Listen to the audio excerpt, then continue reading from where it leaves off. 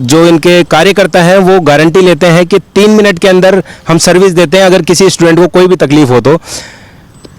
ये आपकी जो सर्विस है वो डोमिनोज से भी फास्ट है, क्या है तैयारी की? मैंने धरातल पे कार्य किया है। मेरे को ये सस्ता प्रचार नहीं चाहिए, सस्ती लोकप्रियता नहीं चाहिए कि मैं बैनर पोस्टर लगा के लोग मेरा नाम जान जाए। देखो साहब, पहले तो राजस्थान विश्वविद्यालय के लिए कार्य करूंगा मैं। निर्दलीय इसलिए जीत रहे हैं कि पार्टियां धन बल और बाहुबल की ओर ज्यादा आकर्षित होती है।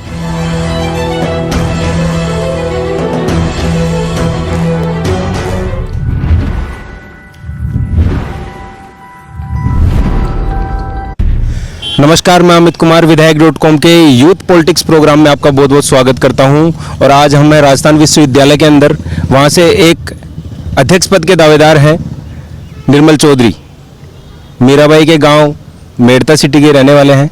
आज हम इनसे जानेंगे इनकी ज़िंदगी के कुछ ऐसे पहलू जो रोमांचित करते हुए इनको राजस्थान विश्वविद्यालय तक लेके आए और उसके बाद में अध्यक्ष पद के लिए दावेदारी ठोकने का मौका दिया।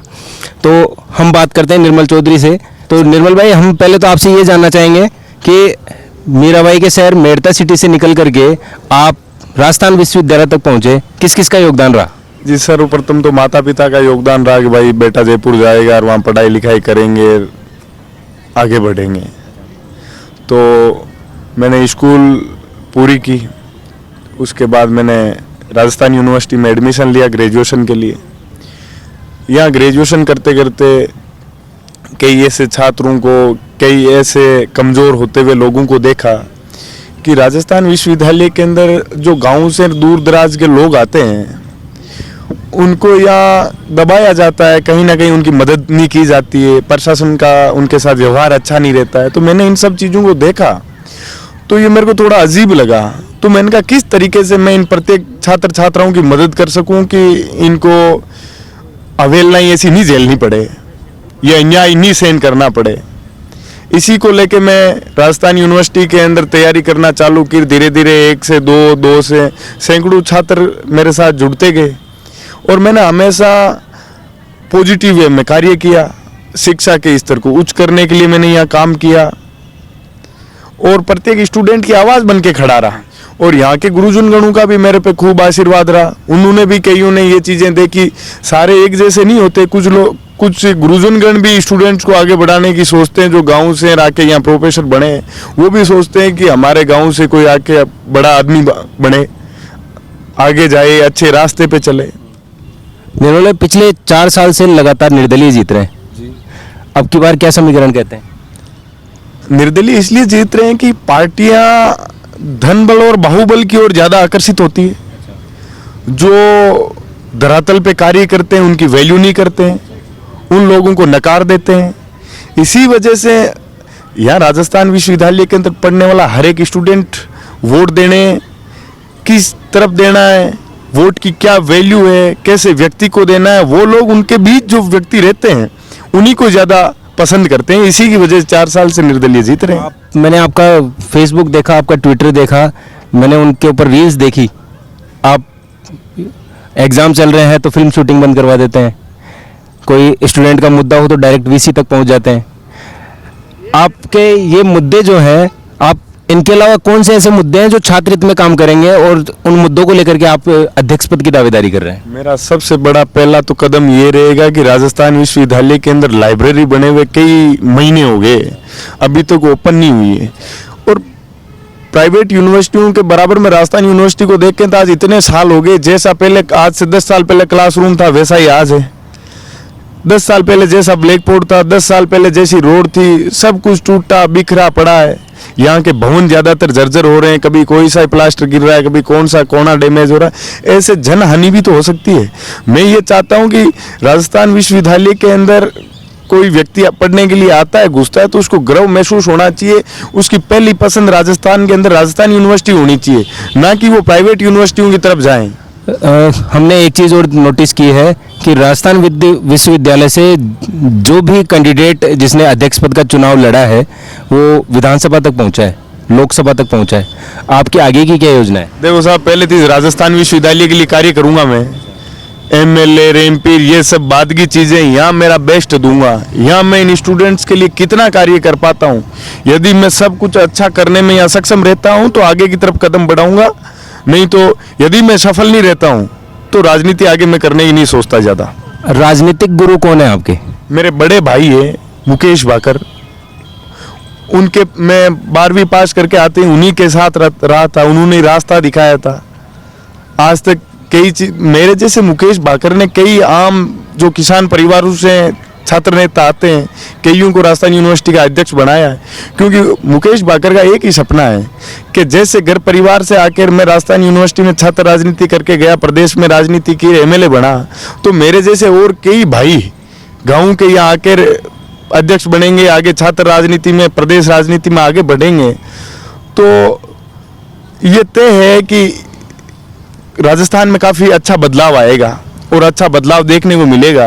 क्योंकि आप जैसे लोगों के बीच में रहते हो गाँव में, उनकी समस्याओं से भली भांति वाकिफ रहते हो, तो जो धरातल पे व्यक्ति रहता है उसको आम लोगों की परेशानियों के बारे में पता रहता है कि वो कैसे दुख दर्द से गुजर रहे हैं, किन किन समस्याओं का सामना करना पड़ता है उनको।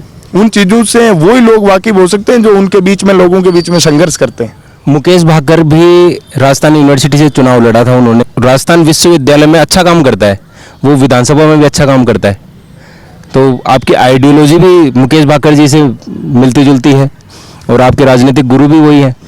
उनके लिए ये संदेश देना चाहूँगा कि एक ऐसा व्यक्ति भी है जो राजस्थान के अंदर धरातल से आने वाले लोगों को आगे बढ़ाता है, उनके लिए खुद संघर्ष करते हैं। नहीं तो एमएलए बनने के बाद व्यक्ति राजस्थान यूनिवर्सिटी से क्या लेना देना रखेगा, उनको क्या मतलब रहे, उनको तो अपनी राजनीति करनी है, उनको मेरे से क्या लेना देना। मेरे जैसे कई उनके भाई हैं और भी कई उन्होंने अध्यक्ष बनाए, उनसे उनको क्या मतलब, खुद की राजनीति में आगे बढ़ेंगे ना वो तो।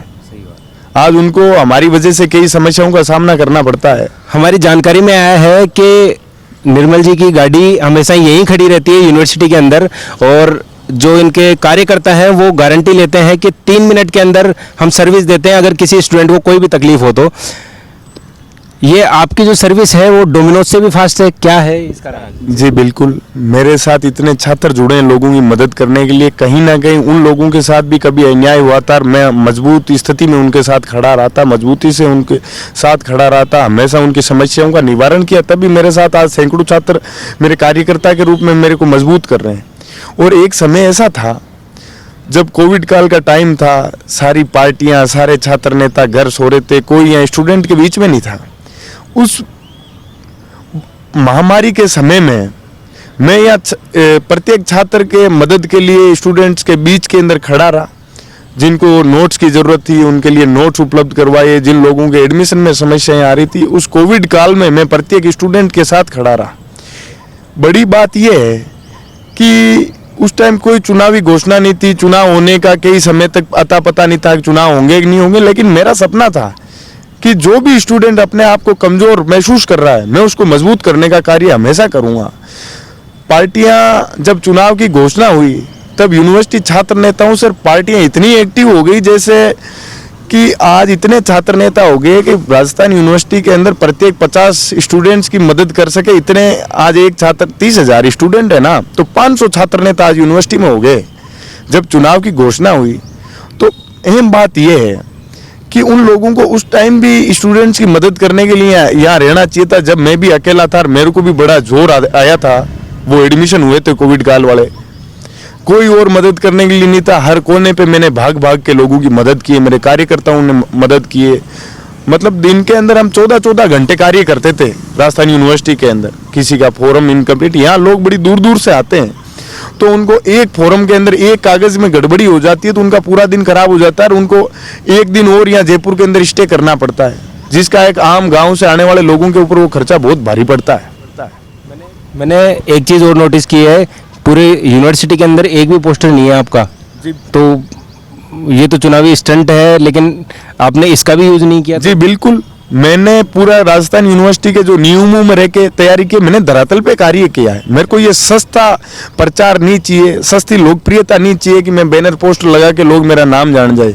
मैं चाहता हूँ कि मैं प्रत्येक स्टूडेंट की मदद करूँगा, उसके बाद वो व्यक्ति मेरे को वोट करे और मेरे साथ खड़ा रहे। मैं धरातल पे कार्य करना चाहता हूँ, फोटोओं में फेसबुक पे नहीं रहना चाहता। धरातल पे एक एक स्टूडेंट की मदद करूंगा तो वाकई में वो भी मेरे साथ मजबूती से खड़े रहेंगे, मेरे को भी धरातल की समस्याओं के बारे में पता लगेगा। मेरा आखिरी सवाल ये है कि आप यूनिवर्सिटी में अध्यक्ष पद की दावेदारी पॉइंट टू पॉइंट बताना कि किन मुद्दों को लेकर के आप दावेदारी कर रहे हैं अध्यक्ष पद की, कौन कौन से ऐसे मुद्दे हैं जो यूनिवर्सिटी में बदलाव होने चाहिए, छात्र हित में काम करेंगे वो मुद्दे, इन मुद्दों के बारे में आप पॉइंट टू पॉइंट बताइए। 5-6 मुद्दे ऐसे जो आपको, जिनकी वजह से आपको यूनिवर्सिटी के स्टूडेंट्स आपको इलेक्ट करें और अध्यक्ष बनाएं। डिजिटल लाइब्रेरी बनी है, ऐसे स्टूडेंट्स को मौका मिलना चाहिए। और जो हॉस्टलें हैं यहाँ की, वो पिछले कई सालों से जैसी सुविधाएं जो वहाँ चीज़ें थी वही आज है, वहाँ अनेक प्रकार की समस्याएं स्टूडेंट्स को सामना करना पड़ रही है। और धरातल के ऊपर जो भी वाइस चांसलर बन के आए, सरकार ऐसे व्यक्ति को वाइस चांसलर बना के भेजे जो स्टूडेंट के बीच में रहे, उनके लिए काम करे, उनको आगे बढ़ने के लिए मौका दे। यहाँ तो ये हमारे साथ थे निर्मल चौधरी जी, जो राजस्थान विश्वविद्यालय से यूनिवर्सिटी से अध्यक्ष पद की दावेदारी कर रहे हैं। और ये किसी भी पार्टी से नहीं है, किसी भी कोई भी पार्टी, मतलब निर्दलीय चुनाव ये लड़ेंगे। अगर आपको हमारा वीडियो पसंद आता है और आपको हमारा चैनल पसंद आता है तो लाइक शेयर और सब्सक्राइब जरूर कीजिएगा। धन्यवाद।